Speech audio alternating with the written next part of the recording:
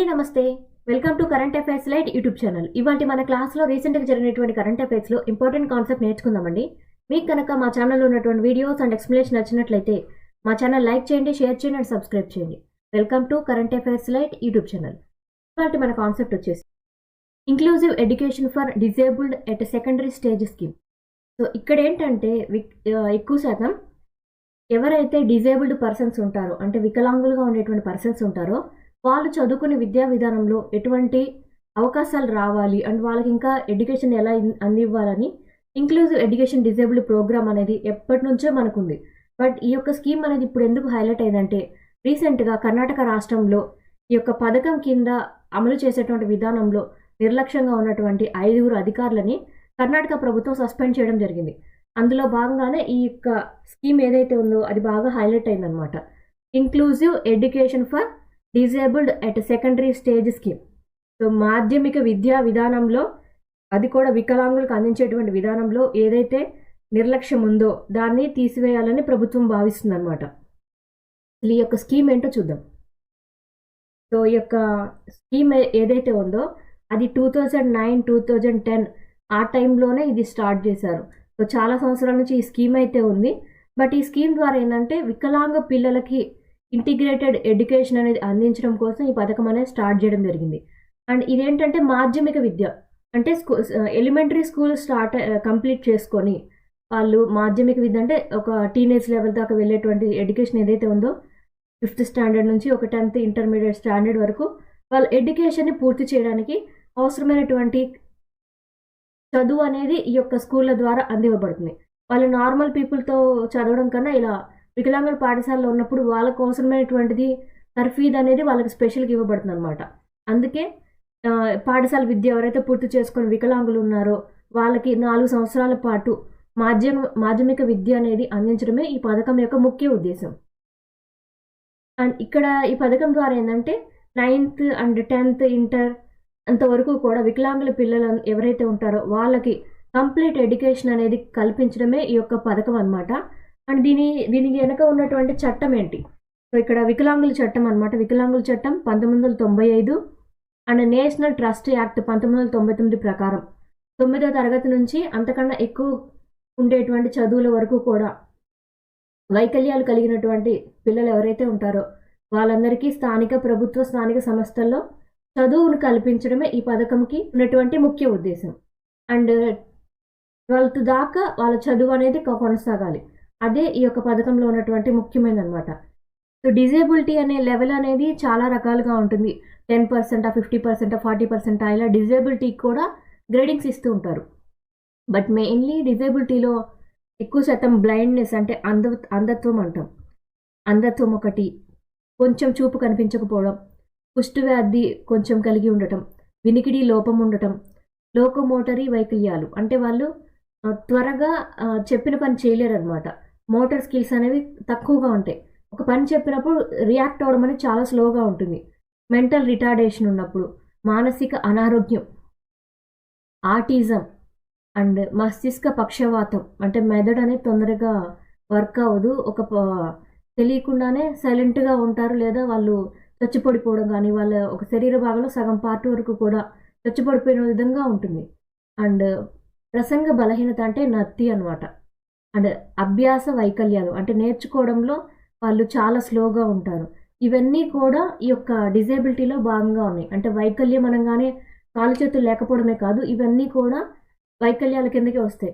వీటన్నిటినీ కూడా తగ్గించి ఉన్నా కూడా వాళ్ళు లైఫ్లో ఎదగాలి అంటే వాళ్ళకి ఎంతో కొంత ఎడ్యుకేషన్ అనేది important. So without education knowledge రాదు, వాళ్ళ లైఫ్లో కూడా ఎదగలేరు అనమాట. అందుకోసమే వాళ్ళకి చదువు విద్య ఎలిమెంటరీ తర్వాత మాధ్యమిక విద్య కూడా ఎంతో అవసరమని ఈ యొక్క పథకాన్ని తీసుకొని వచ్చారు. అండ్ ఈ పథకం ద్వారా ఏంటంటే బాలికలు అయినా బాలురైనా ఈ పాఠశాల విద్యలో అభ్యసించేటప్పుడు వాళ్ళకి సహాయం చేయడం ద్వారా ఇంపార్టెన్స్ని తీసుకొని వస్తారు. నార్మల్ స్కూళ్ళల్లో వీళ్ళు చదవాలన్నప్పుడు వాళ్ళు ఎంతో కొంత బాధపడడం కానీ వెనక్కి వెళ్ళిపోవడం కానీ జరుగుతుంటుంది. కానీ వాళ్ళ కోసం ప్రత్యేకంగా కేటాయించినటువంటి స్కూల్స్ ఎప్పుడైతే ఉంటాయో వాళ్ళలో కొంచెం ఆత్మవిశ్వాసం అనేది పెరిగి వాళ్ళ సామర్థ్యాన్ని పెంచుకోవడానికి అండ్ వాళ్ళకున్న డిఫికల్టీస్ని ఎలా అధిగమించాలనేది కూడా వాళ్ళకి స్పెషల్ ట్రైనింగ్ అనేది ఈ యొక్క పాఠశాలల్లో వాళ్ళకి కల్పిస్తుంటారు అనమాట. అండ్ దీని ద్వారా ఏంటంటే ప్రతి రాష్ట్రంలో కూడా ఈ పథకాన్ని అమలు చేస్తున్నటువంటి ప్రతి రాష్ట్రంలో కూడా మోడల్ ఇన్క్లూజివ్ పాఠశాలలు అనేవి ఏర్పాటు చేయాలని భావిస్తున్నారు. ఇప్పటికే చాలా రాష్ట్రాల్లో ఈ పథకం అనేది అమల్లో ఉంది. అండ్ ఇంకా బెటర్గా ఎడ్యుకేషన్ ఇవ్వాలి, వికలాంగులకు కూడా మంచి సదుపాయాలతో చదువు ఇవ్వాలని స్టార్ట్ చేస్తున్నారనమాట. అండ్ దీనిలో ఎటువంటి విషయాలు అనేవి వాళ్ళకి ఇస్తూ ఉంటారు. మెడికల్ అండ్ ఎడ్యుకేషనల్ అసెస్మెంట్ ఒకటి ఉంటుంది. వాళ్ళకి కావాల్సినటువంటి పుస్తకాలు, స్టేషనరీ సామాన్లన్నీ కూడా ఇస్తారు. యూనిఫార్మ్లు ఇస్తారు. రవాణా భత్యం అంటే మనం ట్రావెల్ అలవెన్స్ అంటాం, రీడర్ అలవెన్స్ అనేది ఉంటుంది. బాలికలకు స్టైఫండ్ అనేది ఇవ్వబడుతుంది. సపోర్ట్ సర్వీసెస్ ఒకటి, సహాయ పరికరాలు అంటే వాళ్ళ డిజేబిలిటీకి తగ్గట్టుగా వాళ్ళకి వినికిడి సమస్య ఉంటే వినికిడి సమస్యని పోగొట్టడానికి ఏమైనా ఇయర్ ఎయిడ్స్ కావాలంటే అవన్నీ కూడా ఇస్తారనమాట. లేదా ఏదైనా హ్యాండిక్యాప్డ్ పర్సన్స్ ఉంటే వాళ్ళకి అవసరమైనటువంటి వీల్ చైర్స్ కానీ అలాంటి సౌకర్యాలనేవి కూడా కల్పిస్తారు. అండ్ దాంతోపాటు వాళ్ళకి బస్ సౌకర్యం, చికిత్సా సేవలు అండ్ బోధన నేర్చుకునే పదార్థాలు ఏవైతే ఉంటాయో అవన్నీ కూడా వాళ్ళ స్కిల్స్ని ఇంప్రూవ్ చేసుకోవడానికి కావాల్సినటువంటి కూడా ఇందులో ప్రొవైడ్ చేస్తూ ఉంటారనమాట. అండ్ దీని ద్వారా ఏంటంటే వాళ్ళకి నేర్పించేటువంటి టీచర్స్ కూడా స్పెషల్లీ ట్రైన్డ్ పర్సన్స్ అవ్వాలి. సో అలా నేర్చుకున్నటువంటి పర్సన్స్ ఎవరైతే ఉంటారో వాళ్ళకి ఉపాధ్యాయులుగా నియామకం అనేది చేస్తూ ఉంటారు. అండ్ వాళ్ళకి బోధిస్తున్నప్పుడు, ఆ పిల్లలకు బోధించినప్పుడు వాళ్ళకి జీతభత్యాలు ఉంటాయి, వాళ్ళకి స్పెషల్ ట్రైనింగ్ ప్రోగ్రామ్స్ అనేవి ఉంటాయి టీచర్స్కి. అండ్ పాఠశాలకు నిర్వహించడం కూడా ఆ యొక్క వికలాంగుల పిల్లలకి ఏ విధమైనటువంటి అవసరమో వాళ్ళకి తగ్గట్టుగానే మనం ప్రొవైడ్ చేయాలి సర్వీసెస్ అనేది. వనరుల గది అనేది ఏర్పాటు చేయాలి. అంటే వాళ్ళకి ఎటువంటిగా కూర్చోడానికి ఫెసిలిటీ కావాలో అలాగా చేయాలన్నమాట. అండ్ వాళ్ళకి ఇచ్చేటువంటి ఎన్విరాన్మెంట్ కూడా వాళ్ళ మానసికంగా వాళ్ళ ఆరోగ్యం బాగలేనప్పటికీ కూడా వాళ్ళు ఇంకా అందరితో సమానమే. అండ్ వాళ్ళ యొక్క శక్తి సామర్థ్యాలు పెంచుకోవడానికి మాత్రం ఉపయోగపడాలి. అంతేకాని వాళ్ళ డిజేబిలిటీని కించపరుస్తూ వాళ్ళు వెనక్కి పడిపోయేలాగా మానసికంగా, శారీరకంగా బాధపడే విధంగా ఎడ్యుకేషన్ అనేది ఉండకూడదు అనమాట. అందుకోసమే స్పెషల్గా వాళ్ళ కోసం ఇచ్చేటువంటి ఎడ్యుకేషన్ స్కూల్ అనమాట, అమలు చేసే ఏజెన్సీస్. సో అసలు ఇట్లా ఉండేటువంటి ప్రోగ్రామ్ ఏదైతే ఉందో దాన్ని ఇప్పటికే రాష్ట్ర ప్రభుత్వాలు, కొన్ని కేంద్రపాలిత ప్రాంతాల్లో ఈ పాఠశాల విద్యాశాఖ వారు అమలు చేస్తూ ఉన్నారు ఏజెన్సీలుగా.